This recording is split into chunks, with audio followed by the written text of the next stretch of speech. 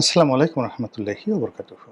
সম্মানিত দর্শক, আজকে যে বিষয়টি নিয়ে আলোচনা করব অত্যন্ত খোলামেলাভাবে।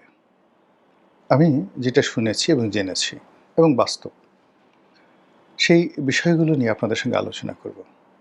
প্রথম ঘটনা হলো, সরকারের বিভিন্ন দপ্তর, সেটা পুলিশ এবং অন্যান্য সেনসিটিভ বিভাগ থেকে শুরু করে ব্যবসায়ী, আমলা, কামলা থেকে শুরু করে এই মুহূর্তে যারা বাংলাদেশ নিয়ন্ত্রণ করছে, তাদের উপরে টিল নাও আওয়ামী লীগের নেতা, কর্মী, সাবেক আমলা যারা পালিয়ে আছেন তারা, এবং একই সঙ্গে স্বয়ং শেখ হাসিনা, তাদের একটা বিরাট প্রভাব আছে। ডক্টর মোহাম্মদ ইউনূস সরকার পারেননি কেন? বা এই যে বর্তমান সরকার, তারা কাজের কোনো ধারাবাহিকতা রক্ষা করতে পারছে না। যেখানে হাত দিচ্ছে সেখানেই আঙ্গুল পুড়ে যাচ্ছে বা হাত পুড়ে যাচ্ছে, এবং অদ্ভুত অদ্ভুত সমস্যা তৈরি হচ্ছে, বিশেষ করে জ্বালানি সেক্টরে। এবং এই জ্বালানি সেক্টরে যারা কুশীলব, তারা কেউ জেলের মধ্যে আছেন, কেউ দেশের বাইরে আছেন। মূলত এলএনজি, ডিজেল, পেট্রোল থেকে শুরু করে তেল গ্যাসের পুরো সেক্টরটা টিল নাও 100% আওয়ামী লীগের, যাকে বলা হয়, নিয়ন্ত্রণে। এখানে সরকারের যে সমস্ত লোকজন অতি বিএনপি হয়ে, তারা মূলত বেনিফিট নিচ্ছে আওয়ামী লীগের ব্যবসায়ী, আওয়ামী লীগের আমলা কামলা, তাদের কাছ থেকে। আর এই সুবাদে আওয়ামী লীগের যারা লোকজন ঠিক চাণক্যের মতো করে, যেটিকে বিষকন্যা বলা হয়। চাণক্যের একটা থিওরি আছে, বিষকন্যা। সে খুব কৌশলে রাজ্যের বিভিন্ন জায়গাতে, নন্দ বংশের রাজ্যের বিভিন্ন জায়গাতে ওয়েল ট্রেন করে বহু সংখ্যক রমণীকে সে ঢুকিয়ে দিয়েছিল। ফলে কি হলো দেখুন, মানে আপনারা জানেন যে পাক ভারত উপমহাদেশটা পৃথিবীর ইতিহাসে যে কজন শক্তিশালী রাজা তৈরি হয়েছিলেন এবং পৃথিবীর সবচেয়ে বড় সাম্রাজ্য প্রতিষ্ঠা করেছিলেন, শুধু সাম্রাজ্য নয়, সাম্রাজ্য, সুশাসন এবং একটা ডাইনেস্টি, সেক্ষেত্রে পৃথিবীতে 1, 2, 3 এরকম যদি নাম আসে, সবার আগে যে নামটি আসে তিনি হলেন চন্দ্রগুপ্ত মৌর্য। একেবারে সাধারণ একটা উপজাতীয় সম্প্রদায়, মৌর্য সম্প্রদায় বা মৌরিয়া সম্প্রদায় থেকে একেবারে সাধারণ একটা মানুষ, তিনি একজন ব্রাহ্মণ পণ্ডিত চাণক্য, তার বুদ্ধিতে, পরামর্শে, তার মেন্টরশিপে তিনি ভারতে একটা বিরাট সাম্রাজ্য প্রতিষ্ঠা করে ফেলেছিলেন। এবং ভারতের এত বড় একটা সাম্রাজ্য, যেটাকে নন্দবংশ বলা হতো, সেই নন্দবংশের রাজা ধনানন্দ, তিনি এত বড় ছিলেন, তার রাজত্ব এত বড় রাজত্ব ছিল এবং এত শক্তিশালী ছিল পাটালিপুত্রে, যেটিকে মগধ এবং পাটালিপুত্র, কেউ মগধ বলে, কেউ পাটালিপুত্র বলা হয় আজকের পাটনাতে। তো সেই ধনানন্দ, যেটা উত্তর ভারত জুড়ে এত বড় একটা সাম্রাজ্য গড়ে তুলেছিলেন, যেখানে সম্রাট আলেকজান্ডার সেই সাম্রাজ্য দখল করা তো দূরের কথা, আক্রমণ করতে সাহস পাননি। তো সেই সাম্রাজ্যকে অর্ধেকটা তিনি একেবারে শেষ করে দিয়েছিলেন বিষকন্যা থিওরির মাধ্যমে। সেই বিষকন্যা হলো যে ধনানন্দের সেনাপতি, আইজি, এরপর মন্ত্রী, এমপি, সভাসদ, আমির, ওমরা, সবার পেছনে সে একেবারে আফগানিস্তান থেকে আত্মঘাতী এরকম অসংখ্য, অন্ততপক্ষে 400-500 মেয়েকে তিনি ট্রেন করেছিলেন। তারা সুন্দরী, তারা ডেসপারেট, এবং তাদেরকে মস্তিষ্ক ধুলাই করা হয়েছিল। ঠিক আজকের যেভাবে জঙ্গিবাদ, আইএসের রিক্রুটমেন্ট, ঠিক এই আইএসের চাইতে আরও অনেক ডাইনামিক ওয়েতে তাদেরকে রিক্রুট করেছিল, যাদের উপাধি ছিল বিষকন্যা রূপে। এরা একটা সিঙ্গেল কেউ বেইমানি করেনি চাণক্যের সঙ্গে। তারা, মানে এই চাণক্য যেহেতু ধনানন্দের রাজপ্রাসাদে ছিলেন, তিনি এই রাজপ্রাসাদের বিভিন্ন লোককে ঘুষ দিয়ে অত্যন্ত কৌশলে, যেমন ধরেন একটা দারোয়ানকে সেটা ঘুষ দিয়েছে। দারোয়ান গিয়ে খবর দিয়েছে মালিককে, বিশ্বস্ত গারোয়ান মানে ড্রাইভার। মালিকের বলছে যে ভালো একটা দাসী আসছে, অসাধারণ সুন্দরী, আপনি একটু দেখতে পারেন। তো এটা যদি অন্যভাবে আসতো তাহলে সে সন্দেহ করতো, যেহেতু তার দারোয়ানের মাধ্যমে আসে সে সেটা করেনি। অথবা ধরুন সেনাপ্রধানের বন্ধু, খুব ঘনিষ্ঠ বন্ধু, তাকে ঘুষ দিয়েছে। সেই বন্ধু গিয়ে বলার, দোস্ত, আরে বাবা রে বাবা, যা দেখেছি খাসা, একদম খাসা, দেখলে তোমার একেবারেই হয়ে যাবে।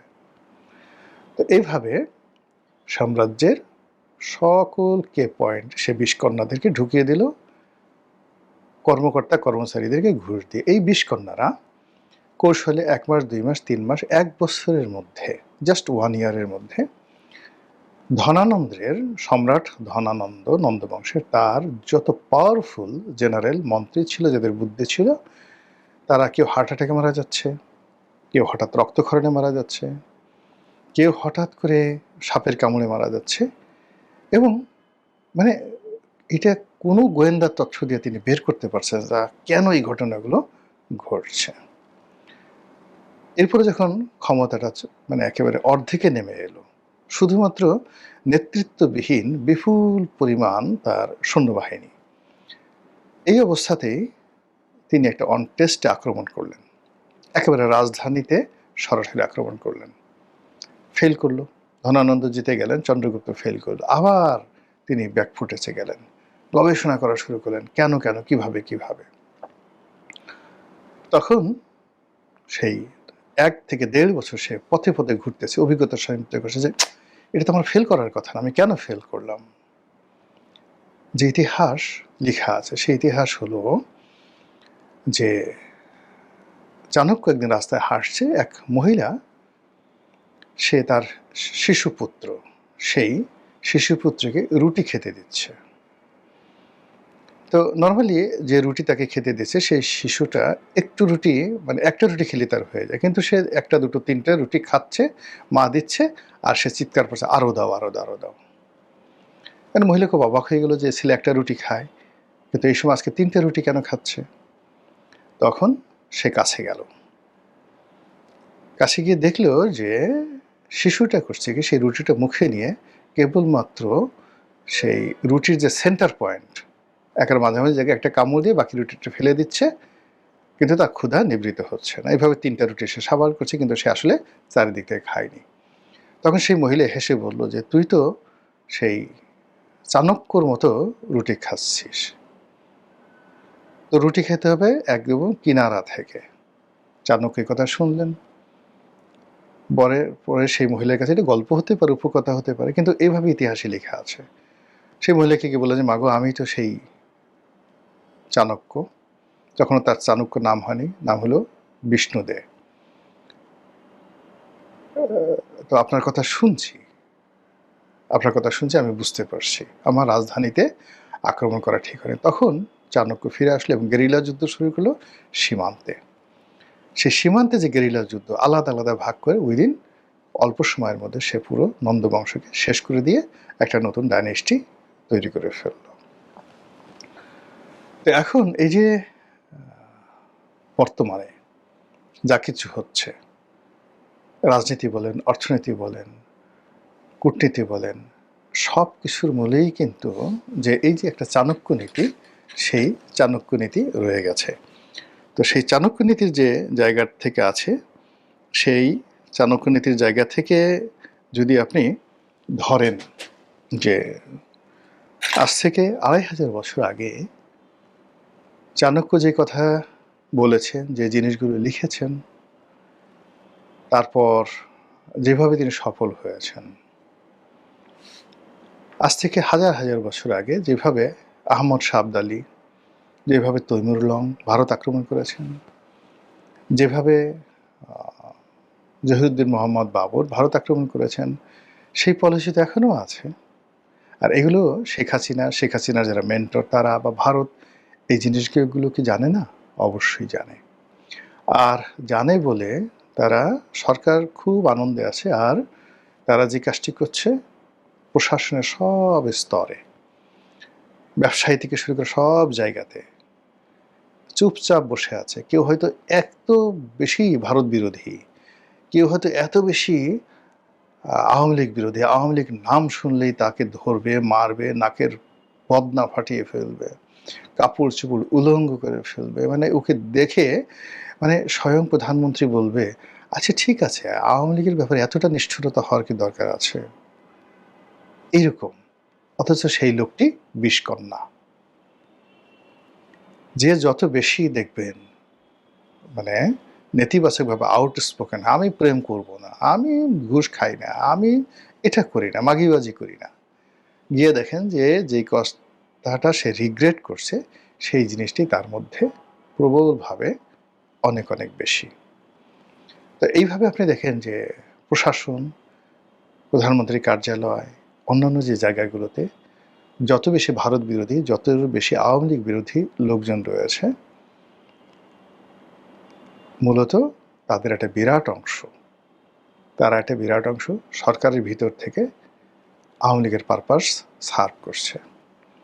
আপনি সাম্প্রতিক সময় দেখেন তো, মানে আওয়ামী লীগের যে সকল একেবারে কে ম্যান, জনাব বেনজির সাহেব, সাবেক আইজি, হারুন, বিপ্লব, ডিবি মনির, এরকম যদি আপনি ধরেন ইফেক্টিভ আওয়ামী লীগ সরকারকে যারা টিকিয়ে রেখেছিল গত সেই 14 সন থেকে, তাদের একজন লোককে আপনারা ধরতে পারছেন পুলিশে? 2 নম্বর হলো যে ছাত্রলীগ, যুবলীগ, আওয়ামী লীগের যে সকল ইফেক্টিভ যারা আন্দোলন করতে পারে, তাদের একটা সিঙ্গেল লোককে আপনি ধরতে পেরেছেন যারা গত 10 বছরে ইভেন 2024 সনের জুলাই আগস্টে রাজপথের সকল অপারেশন যারা নেতৃত্ব দিয়েছে, এভরিথিং, আওয়ামী লীগের সমস্ত অফিস, কেন্দ্রীয় অফিস, প্রধানমন্ত্রীর কার্যালয় এবং যাদের সঙ্গে কল রেকর্ডে ডেইলি 10 বার প্রধানমন্ত্রীর কথা হতো, আগস্ট মাসের 5 তারিখ থেকে একেবারে সেই এপ্রিল মাস পর্যন্ত আপনি কল লিস্টে দেখেন সেরকম একজন সিঙ্গেল লোককে আপনি ধরতে পেরেছেন কিনা? একমাত্র জিয়াউল আহসান, এবং জিয়াউল আহসান যে ধরা পড়বে, এটা জিয়াউল আহসান যখন লেফটেন্যান্ট কর্নেল, তখনই আমাকে একদিন সে বলেছিল যে আমাকে তো আসলে আর্মি ধরায় দেবে, বাইরের কোনো লোক আমাকে ধরতে হবে না, আর্মি আমাকে ধরিয়ে দেবে, এবং আর্মি তাকে ধরিয়ে দিয়েছে। তো যেখানে আপনি ধরেন যাদেরকে খরচের খাতায় ফেলা হয়েছে, যাদেরকে মানে শেখ হাসিনার নজরে হয়তো কেউ কেউ ভালো ছিলেন, কিন্তু এখানে যে সিন্ডিকেট যারা ছিল সেই সিন্ডিকেটের নজরে যারা ভালো না, তারা ধরা পড়েছেন, তারাই বিচারের অধীন পড়েছেন। আর বাকি যারা ইফেক্টিভ চ্যানেল মেনটেন করতেন তারা সবাই, এমনকি এই 2026 সনে আওয়ামী লীগ মানে বিএনপি ক্ষমতা আসার পরেও আওয়ামী লীগের বহু ইফেক্টিভ নেতা সীমান্ত পাড়ি দিয়ে প্রথমে ভারত গেছেন, আবার ভারত থেকে তারা সদল বলে আমেরিকা যাচ্ছেন, লন্ডন যাচ্ছেন। আপনি কি লেমন জুস খাচ্ছেন কথাবার্তা বলে খালি বললে হবে? আপনি আওয়ামী লীগের কত হাজার লোক কলকাতাতে আছে, কত হাজার লোক আগরতলাতে আছে, এবং সেখান থেকে তারা এত ঘন ঘন লন্ডনে যাচ্ছে, আমেরিকা যাচ্ছে, মানে তাদের টাকা পয়সা, ট্রাভেল পাস থেকে শুরু করে এই কাজটা কে করলো বলেন? কে তাদেরকে এই গত 2 বছরের মধ্যে, ধরুন যদি আওয়ামী লীগের 10,000 লোক, ইফেক্টিভ 10,000 লোক, এর মধ্যে চেয়ারম্যান আছে, উপজেলা চেয়ারম্যান আছে, এমপি আছে, এরকম 10,000 লোক যাদের সবারই 100 কোটি টাকা থেকে শুরু করে 10,000 কোটি টাকার মালিক, দেশের ভেতরে দেশের বাইরে, এই লোকগুলো আগস্ট মাসের 5 তারিখের আগে হাইয়েস্ট তারা পালাতে পেরেছে ধরুন 500, নট মোর দ্যান দ্যাট। তো 10,000 লোকের মধ্যে 500 হলো আগস্ট মাসের 5 তারিখে, বাকি লোকগুলো গেছে এই গত 2 বছরে। আচ্ছা, কারা পাঠিয়েছে বলেন তো? আমি পাঠিয়েছি? তারেক রহমান সাহেব পাঠিয়েছেন? কারা পাঠিয়েছেন তাদেরকে? এই যারা পাঠিয়েছেন এরাই হলেন শেখ হাসিনার রাইট হ্যান্ড। এরা এখনো শেখ হাসিনার কথাই বলে। আমি জাস্ট একটা ছোট্ট উদাহরণ দিই। ছাত্রলীগের খুব নামকরা একজন সেক্রেটারি ছিলেন, আমার বন্ধু মানুষ। তো পরবর্তীতে এমপি হয়েছিলেন, খুব নামকরা এমপি। তিনি অনেক দিন বাংলাদেশে পালিয়েছিলেন, অনেকদিন বাংলাদেশে পালিয়েছিলেন। পরে শেখ হাসিনা তাকে ভারত নেওয়ার ব্যবস্থা করে। আমি জিজ্ঞেস করলাম কীভাবে? কয় এটা প্রধানমন্ত্রী নিজে এটা ব্যবস্থা করছে। কীভাবে করছে আমি জানি না, হয়ে গেছে। জাস্ট একটা ছোটো কথা। আপনি ওই যে সরল সোজা মানুষ আবুল মাল আব্দুল মুহিত সাহেবের যে ভাই আবুল মোমেন সাহেব, তিনি যে বাংলাদেশে ছিলেন, কিভাবে গেছেন সেখানে কেউ না কেউ তো তাকে পাঠিয়েছে। কিছু টাকাও খরচ গেছে, তার সঙ্গে সঙ্গে কেউ না কেউ তাকে পাঠিয়েছে। কে পাঠিয়েছে বলেন তো? এই জিনিসগুলো আপনাকে মেনশন করতে হবে, উল্লেখ করতে হবে। এই জিনিসগুলো আপনাকে জানতে হবে। You have to know, you have to ascertain. Otherwise all on a sudden ঘুম থেকে মানে দেখবেন যদি রাত পোহালে শোনা যেত,